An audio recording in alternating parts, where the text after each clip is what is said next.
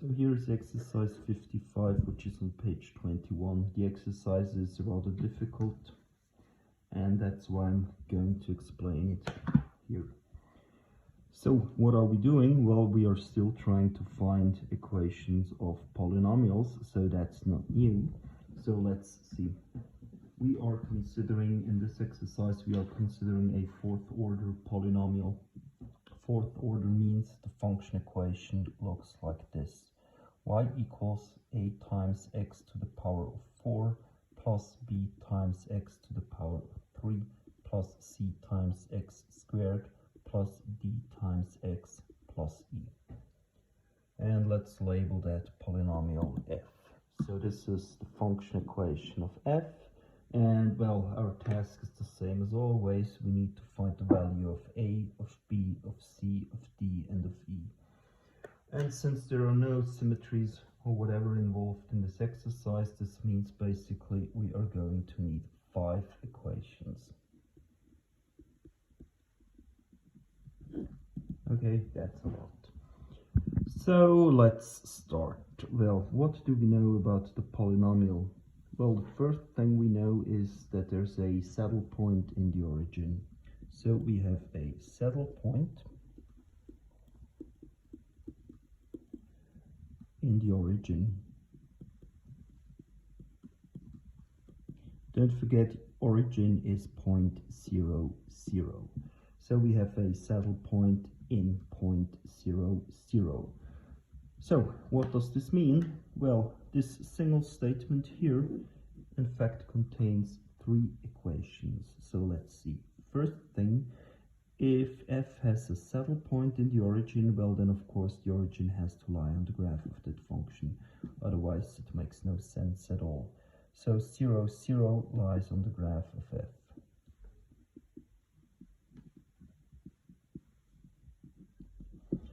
So, and since this point lies on the graph of f, well, we've used that move several times.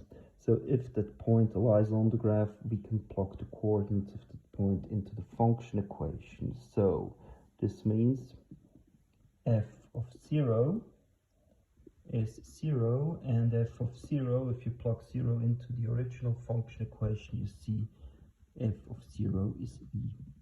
So e is 0. That's my first equation. So what else do I have? What does it mean that there is a saddle point there? Well, a saddle point means first derivative 0, second derivative 0 as well. So first derivative at point 0 is 0. Let's take the first derivative. Well, that's easy.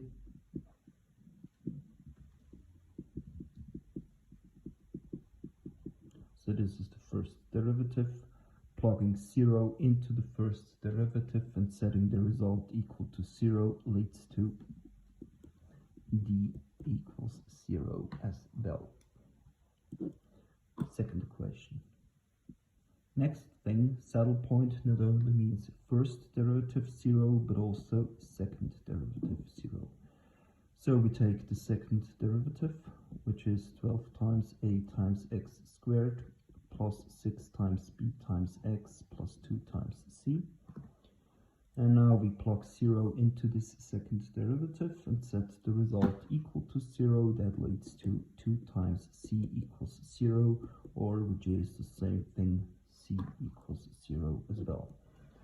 So you see here, e is 0, d is 0, and c is 0. So our function equation is way more simple than we thought at the beginning. So our function equation is just the following thing. Y equals a times x to the power of 4 plus b times x to the power of 3. All the other parts here are 0. So that's the function equation. Let's continue. What else do we know about the polynomial? We know in addition that there's another point of inflection at x equals 2. So we have a point of inflection at x equals 1. So point of inflection at x equals 1 means second derivative of f at point 1 is 0. So second derivative of f is given by 12 times a times x squared plus 6 times b times x. Plugging 1 into the second derivative leads to f double prime of 1 equals 12 times a plus 6 times b, and that is going to be 0. Okay, so now I take, well, here, next equation, I take this equation and solve it, well, let's say for b. Then we get 6b equals minus 12a, dividing by 6 leads to b equals minus 2 times a.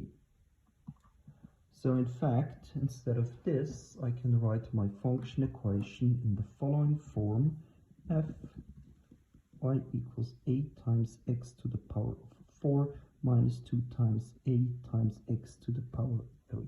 So you see here from the 5 unknowns we had at the beginning, just one unknown, namely a, is left. So that's not that bad. However, we're not yet done. We still need to find the value of a. So what else do we know? We know that graph of f intersects the x-axis with slope 4. So the problem with this statement is the following one. It intersects the x-axis, well, but we do not know where. So the only thing we can say, there's a point of intersection.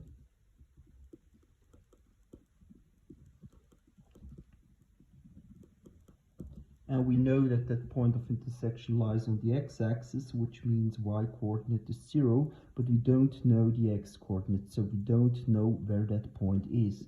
So the only thing we can do is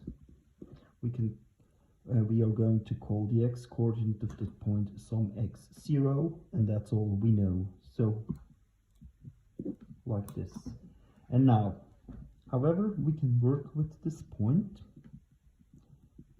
Well, because this here is, first of all, it's a point of intersection of the graph with the x-axis, we know, of course, that this point lies on the graph.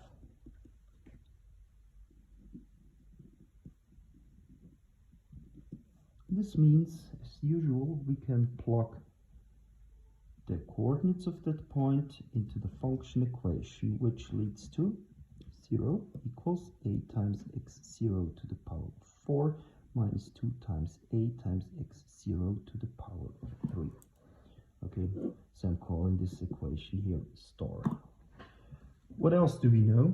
Well, we know that this point lies on the graph, and we know that the slope at that point is 4. So f prime of x0 equals 4. Okay, taking f prime, plugging in 4 leads to plugging in x0 and setting the result equal to 4 leads to 4 equals 4 times a times x0 to the power of 3 minus 6 times a times x0 to the power of 2. I'm calling this equation here star. And now we are almost done. I take star and, well, I take this thing here on the other side, which leads to 2 times a times x0 to the power of 3 equals a times x0 to the power of 4. Now I can divide by x0 to the power of 3.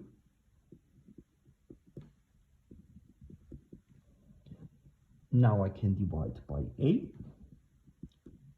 which leads to 2 equals x0, and that's good because now I have my point x0. I plug this into 2 into star,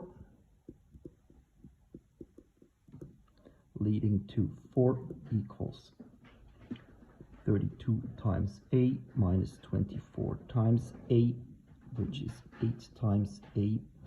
So a is given by 1/2. And now I'm done. Now I have a. I have an equation for b somewhere, let me see, up there, an equation for b. So from this it follows immediately that b equals -1, and so I'm done.